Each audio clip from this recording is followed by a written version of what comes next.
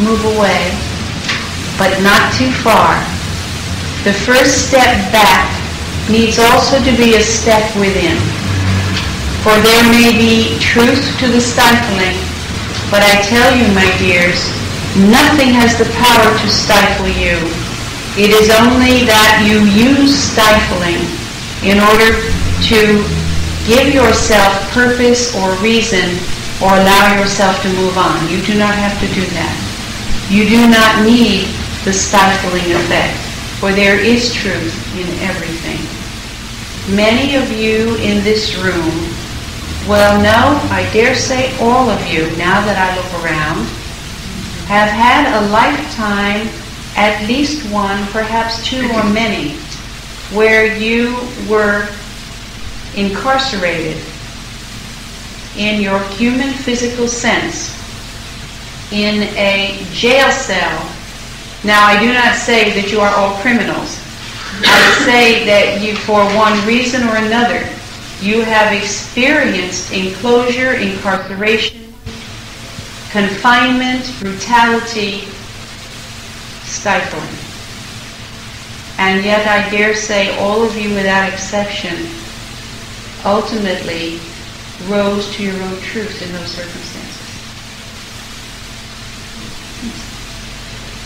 Therefore, when you see a stifling, a domineering, a tyranny, ask yourself many things. Why do I need this? Why have I created this for myself? What am I to learn from it? What am I to surrender to? Where is my belief that somewhere in this stifling is all the power that I need? And so on and so forth. You can devise individual lists of questions for yourselves far better than I can do it here in the brief time that we have at this moment. Never for one moment forget that regardless of where you are or what you are experiencing, that you have called it to you, if you have not created it out of whole cloth yourself. This is a lovely thought. For don't you see how beautifully you can rearrange your life? Once you have acknowledged this, once you have perceived, accepted totally the purpose of human existence, why, you can rewrite the text any way you like.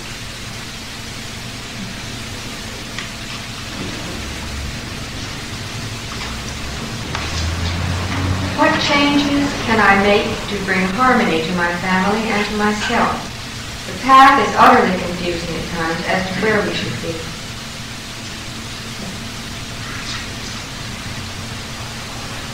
Now, this is more of a personal nature. I will endeavor to answer this so that there can be a learning for everyone.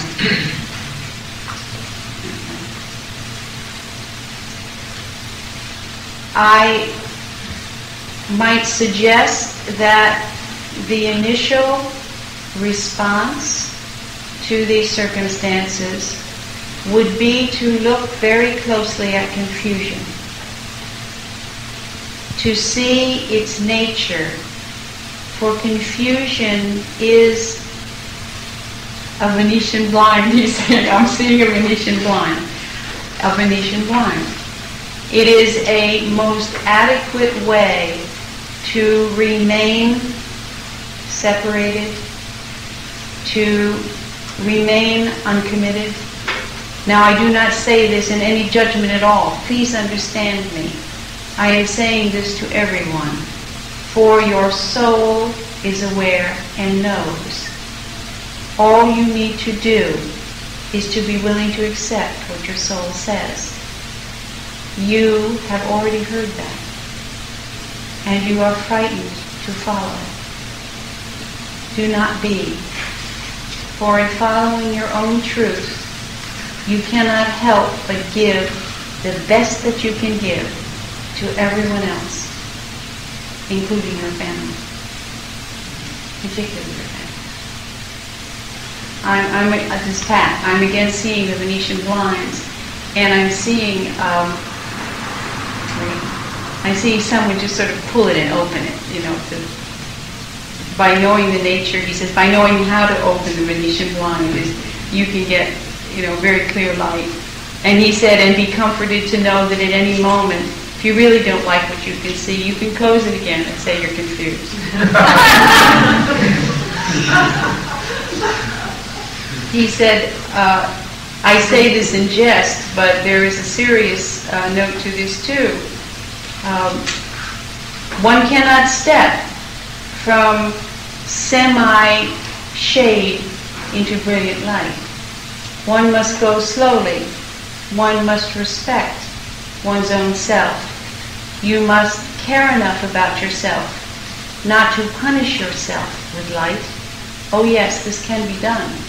For if you are not ready, if you have not organically arrived in the center of light, which of course no one truly has, so they would no longer be human, then there can be a cruel perfectionism, an impossible demand that says, well, I know this, then I had jolly well better get myself there.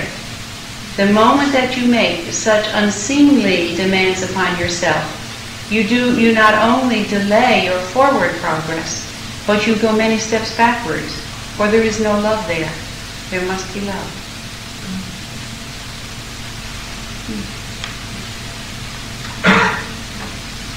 Carol Chamberlain had a question. The first one that's been signed.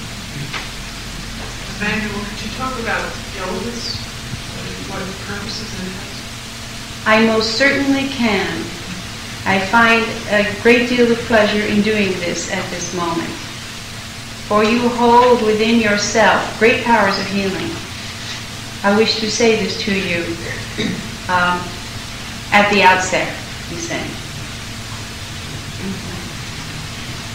Illness can have many individual reasons for its existence. For no two souls are alike.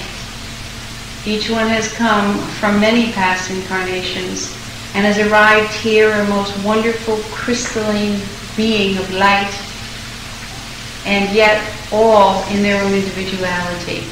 But I will venture to make a generalization or two in answer to your request.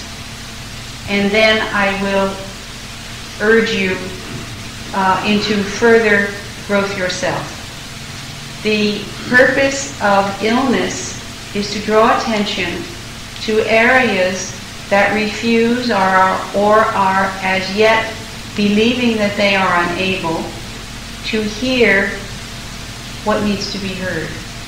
When the mind is so schooled and resistant that it cannot perceive, and when the heart is so fearful or damaged that it cannot feel, then the body must speak. It is the last line of defense, if you will. And then if the body is not heard, then it simply can die and the soul be free to begin again. Remember always that you are in a schoolroom here. There is nothing visited upon you from any outer source that you have not called or agreed to as you entered into your human world. Now, I do not say that illness is something unavoidable. One is not a victim of one's own design. One is the creator of one's own design. And though you, and I mean this in a generalized sense as well as you, may have chosen a family proclivity to certain weaknesses in order to serve you should the need arise, it does not mean that if every member of your family were diabetic, that you would become diabetic. It means simply that that is a fail-safe, a backdoor, a purpose, a means of entering into a deeper understanding of life. Therefore, illness is a teaching. It is also, and I do not mean this irreverently at all, one of the ways of leaving your body. Sometimes this can seem oppressively unpleasant to the one who is taking their time in leaving their body, but then be aware also that illness is a teacher for others. And once a soul has decided it has had quite enough of a particular physical reality, there often is a love there for the souls who have incarnated together. And an illness can serve others in a most beautiful and tender way.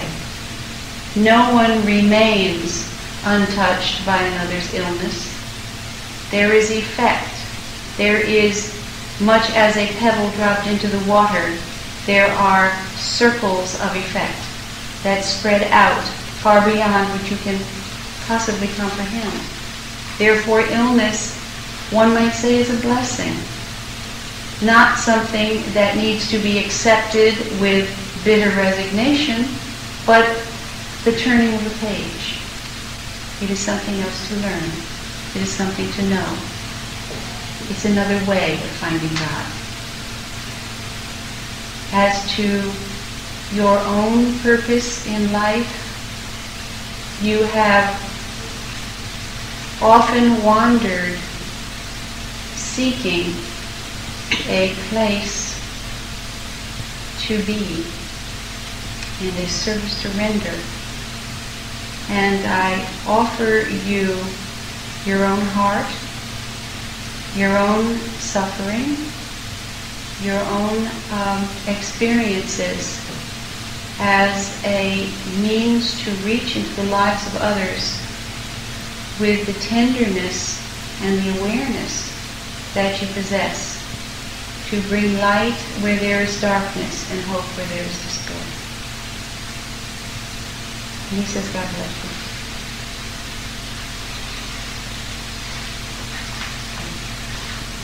This is addressed to Emmanuel. What keeps you from just merging with the One? Are you still on the wheel of reincarnation? No, he's laughing.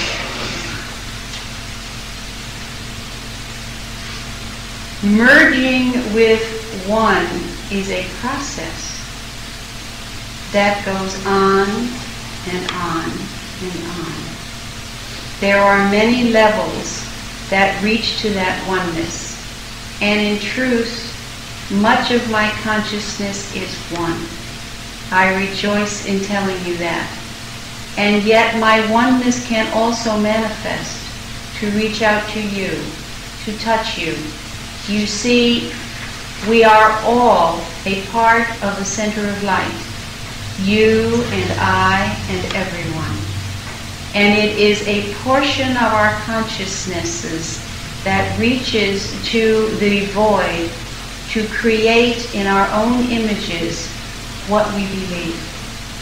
And when we find that that creation is less than light, then we go about correcting it through the learning process, through the process of transformation. I am a teacher now. I have been human, and I have been many other things as well. But now I am blended with the oneness to the greatest extent that is possible, while still remaining available to create for myself this consciousness that you have been introduced to as Emmanuel. My channel, my companion here, who perceives herself as a woman in 1983, named Pat, is also a being of light, as are all of you. But this portion of her consciousness wasn't quite sure, you see, so she had to come back again. Next time. What are animals? Are they beings? Do they have souls? Will we be reunited with them in primary life?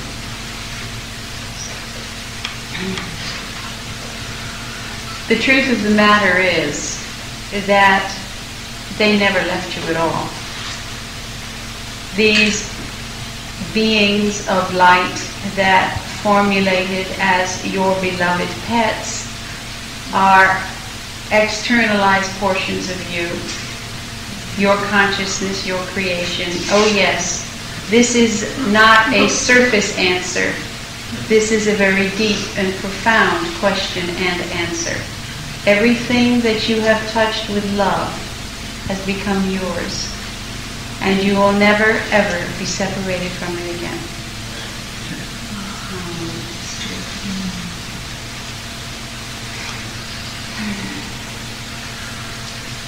They are part of the one, just as you are.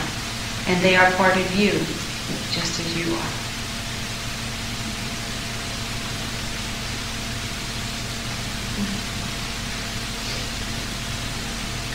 What year will be the Third World War?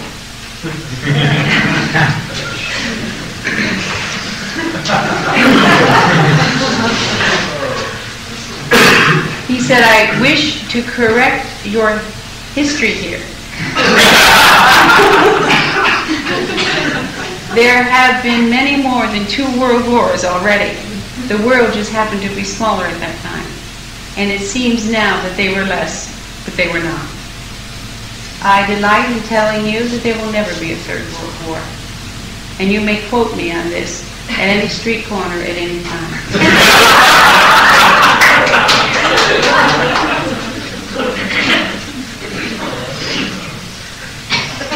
That's the answer. What about current issues such as abortion, private birth control counseling for teenagers? Are there any clear-cut answers?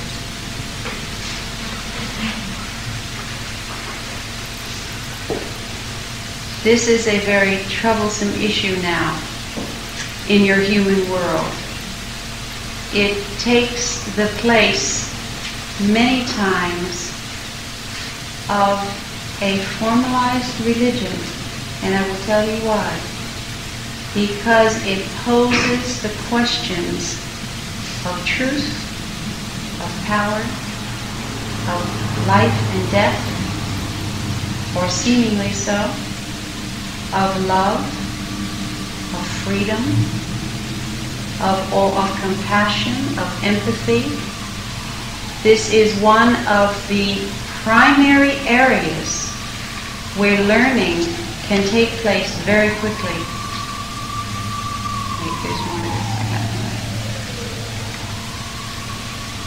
one. Of course, there are no generalized answers.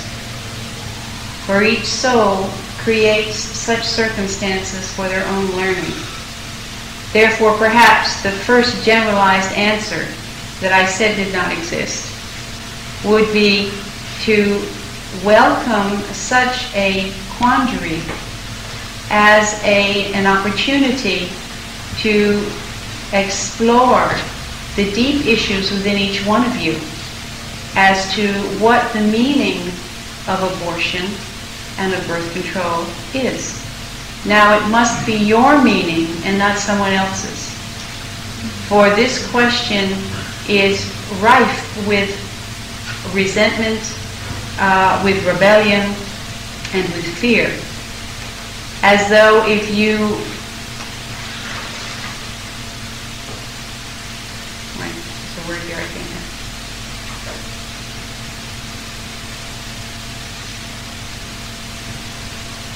Well, it means accept, or, anyway, I'll go on.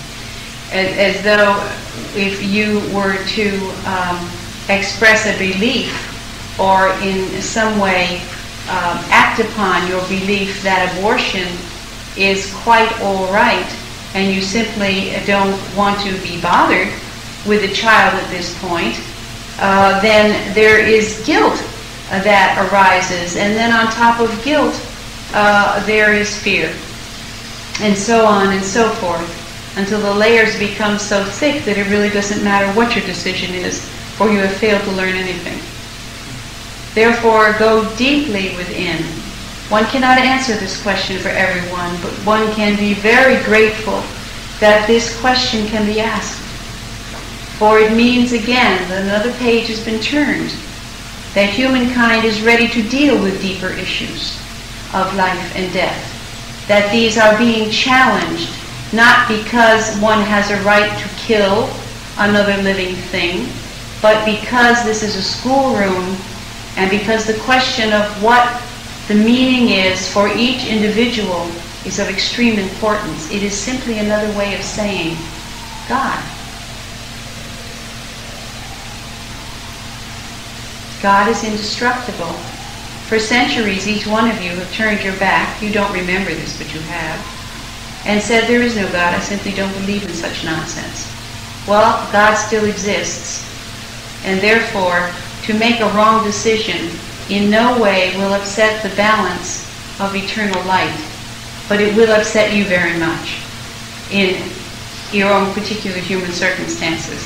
So think deeply about it, but without guilt and without a sense of false power or sense of false need. Simply dwell within and ask the questions to your own life.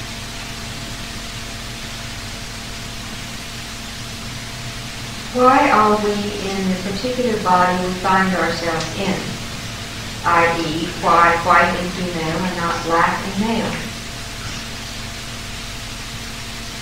Why indeed? Because you can better learn what it is you have come to learn through the experience of a white female. If this were not so, you would have been a black male. He says it's as simple as that. And therefore, rather than to look to others and wonder what they are here to learn, it would be well to ask yourself what it means to be a white female.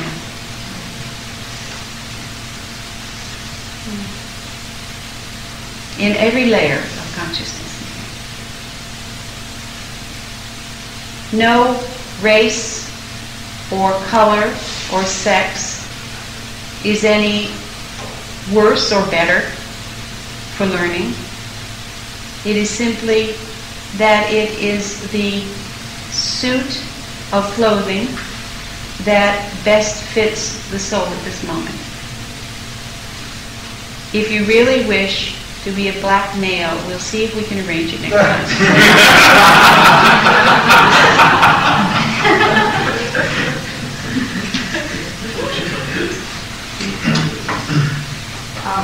I'm not quite sure the pronunciation of the last name. Ellen Jablonski? You had a question. Yes. I asked Emmanuel to give me what I need to know that will benefit everyone else. My greatest pleasure, my dear, and it's lovely to see you again. You need to know that you are perfect just the way you are, even though you are imperfect. Do you hear what I'm saying to you, my dear? Deep within your soul, you know this to be true. And I urge you to consider this in your active and self-effacing mind as well, to help everyone else to the best of your capacity, which is enormous. You must first release yourself from your own bondage. You must begin to celebrate yourself at every moment, for indeed you are simply worth celebrating. What I said in the initial address as to the looking in the mirror and loving yourself, I say this again directly to you. Indeed, I charge you with this. You are to leave aside all questioning and self-criticism for the time, somewhere in the future, in the distant future, when you and I meet together in spirit. And then we will discuss all your shortcomings. But from this moment on, I urge you to consider your beauty, your light, your love, your grace, your charm, and your humor. And indeed, my dear, you must learn to love yourself. This is your purpose for coming into this life. Isn't it remarkable how well your soul has designed its text? There is nothing that is not lovable about you, and yet you insist that the contrary is true. I don't quite know what else we will do with you, but for now, I will leave that answer for your good consideration.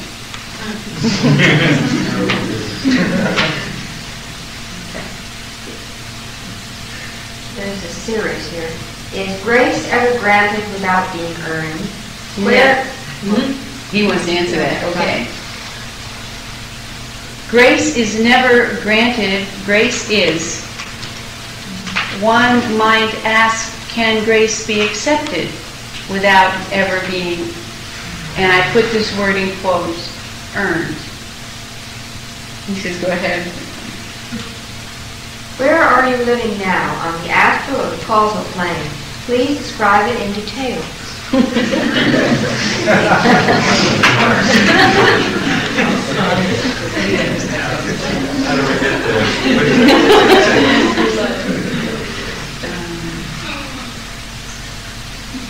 Emmanuel was saying, well, the difficulty here, my friend, is that my detail is not your detail. And since your language is designed to describe your own world, it is extremely difficult for me to use your language to describe mine. If you wonder at this, simply pick up a book on quantum physics without any training at all. However, since I know there is a great curiosity here, though we did touch upon this a little earlier, I will endeavor to perhaps expand a bit more, though believe me, it has very little bearing on your task in your human world. In truth, it doesn't matter what my world is like. It really matters to you what your world is like. But since ultimately we will all be neighbors living together, I will suggest that you begin to prepare yourself for a world that will initially be recognized very much as your own, but with one difference. It is all light. It is all beauty. It is all peace. It is all love. You come here often between lives, and you'll recognize it the next time you come. There is instruction here, but without any chastisement. There is healing, there is compassion, and also, lest you think the vision of a cloud and a harp is valid, there is also a great deal of work. But it is activity of a creative and loving kind that is exhilarating. I live not on the astral plane as you describe it and as you understand it. I live in the world of light. But then, so do you. That's all. The last part of that is God a singular being with a body or an energy force?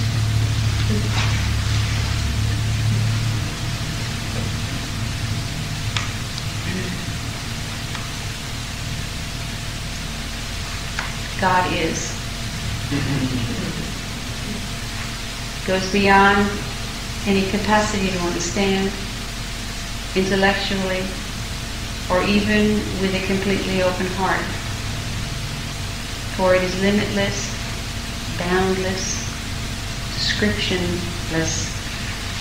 It simply is. I cannot describe it in any other way. God in any other way. You are God. I am God. All things that exist are God. All things that do not seem to exist are God. Everything is the loving consciousness of God. Divine law is love. God is love. There is nothing that exists in its truth that is not love. Perhaps then to give a one-word description of God, it is love. But love not confined to human emotion or to human understanding.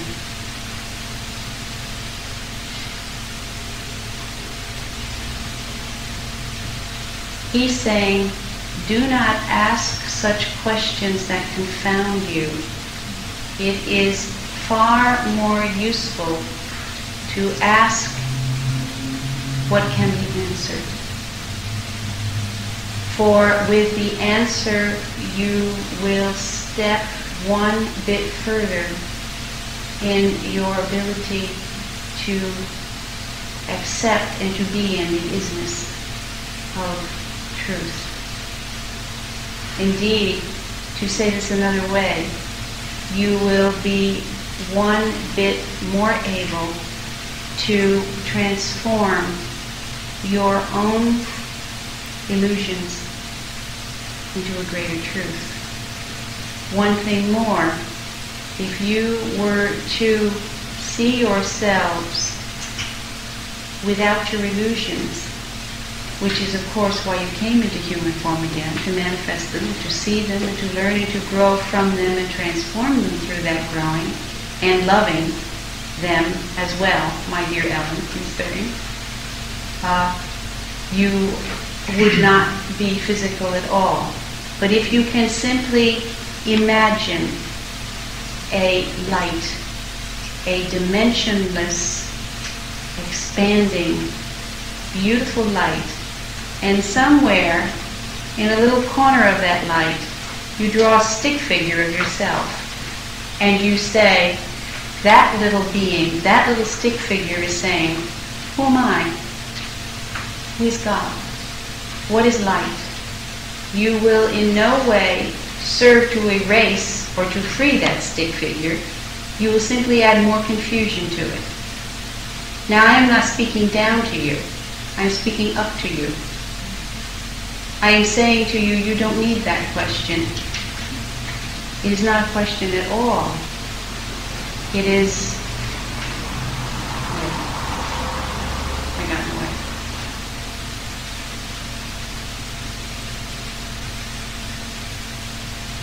It is the smallest part of you asking the biggest part of you who it is and if it exists. Why don't you now sit back and ask the biggest part of you to speak?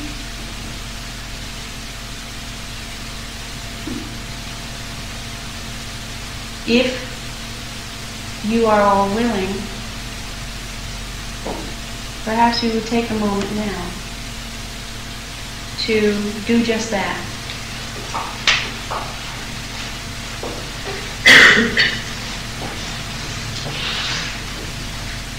And then, perhaps our dear friend Judith will lead us in a meditation.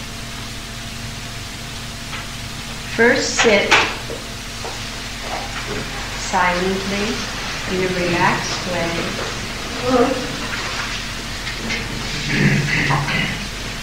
And envision that huge light. And then draw yourself in a little corner and take it from there and sit.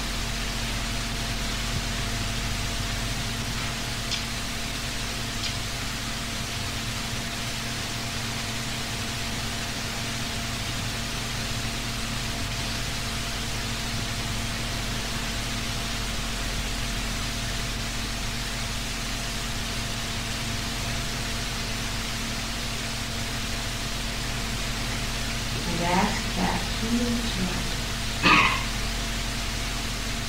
who it is you are.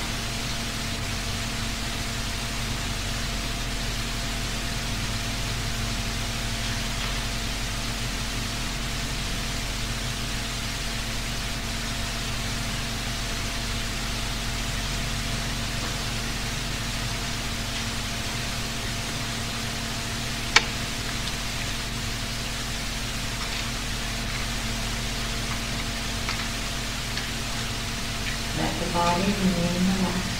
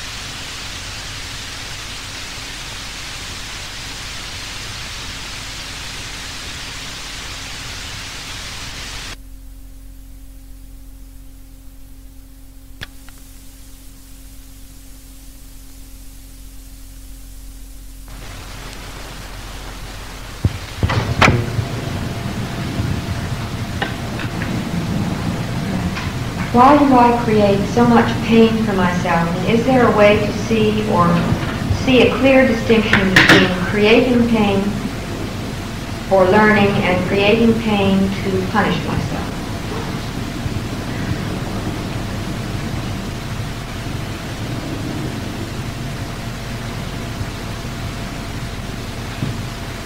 When one has been fixated so severely on punishment, the first thing to learn is that punishment is unnecessary. That whatever you believe you have done, whatever you have been told you have done, whatever you fear you might have done and forgotten, all of this does not deserve any form of punishment from you. Indeed, there is no punishment as such in the consciousness of the universe. Would you punish a child in kindergarten because it could not read? Would you punish an infant because it could not walk or speak?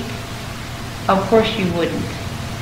And yet, time and again, one punishes oneself, oh, not just you, but everyone to one degree or another, for what they feel are incapacities, inabilities within themselves, that somehow they have been taught are deemed shameful and unacceptable.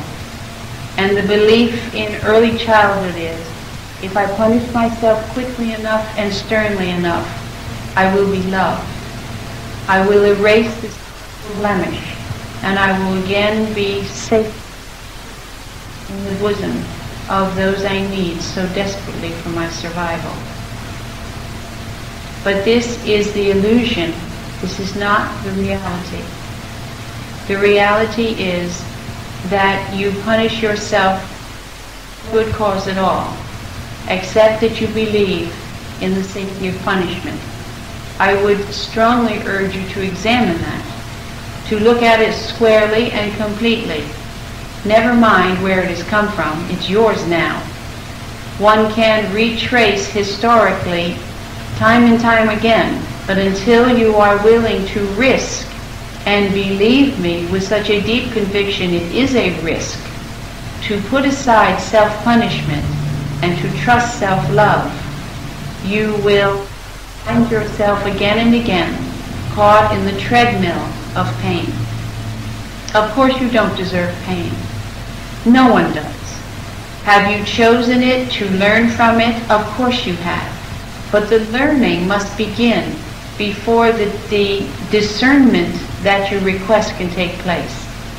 In other words, you must be willing at some point in this human existence to put aside the need for punishment, to truly believe in it, even though 100% of you does not, but to risk making the decision that you will no longer subject yourself to punishment.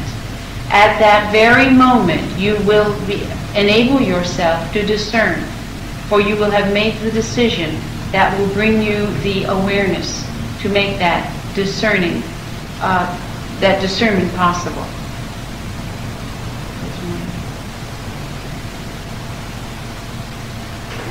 You might begin by asking yourself, what in the world do you think you've done that is so terrible? Not on an intellectual basis, but from the deeper awareness within you. And I trust the closer you get to truth, the more loudly the answer will come, nothing. Of course, pain is always for learning. But how many times does the learning have to take place before you are willing to relinquish such a self-destructive mode of instruction and to move on to something more pleasant that you are certainly more worthy of?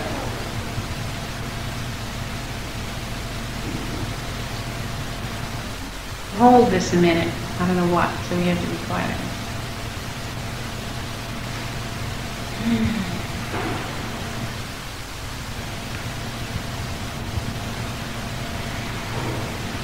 I don't know what he's saying. I don't know what he means. He's saying another element is entered in here. Oh, okay.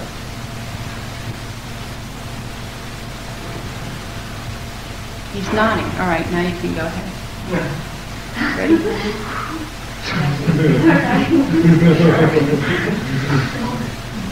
What sounds are needed to help people grow? Laughter.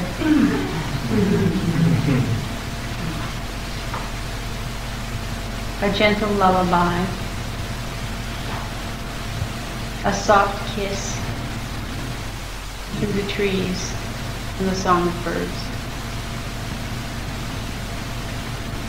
And the sweet sigh of someone praying.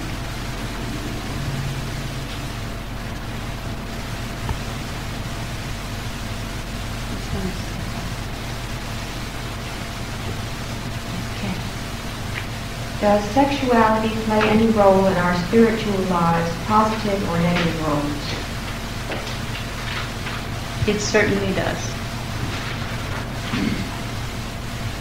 When you elected to be human, one of the first questions that is asked, and it requires a seriously contemplated answer, is will you be male or female this time? In that consideration, a great deal of importance is placed, not because we believe that you are not a totality within yourself, but because there are specifics in each framework of sexual orientation that offer various opportunities for growth. In your particular culture at this particular time, sexuality seems to have misplaced itself. Not in a moralistic sense, but in the sense of deciding on its freedom and then finding that it does not quite know where to go. It is a learning tool of the highest excellence for who can be unaffected in the act of sexuality. Oh, there are many who pretend to be, certainly, but that is only a defense, only a mask. And those who seem less effective are those who deeply long. It is a road on which one can meet a fellow human. It is a mode of escape from loneliness. It is, to whatever degree the heart is, representation of. There is great beauty there, and therefore, with such a powerful tool, there is also great pain, great loneliness, great misconception, great misuse.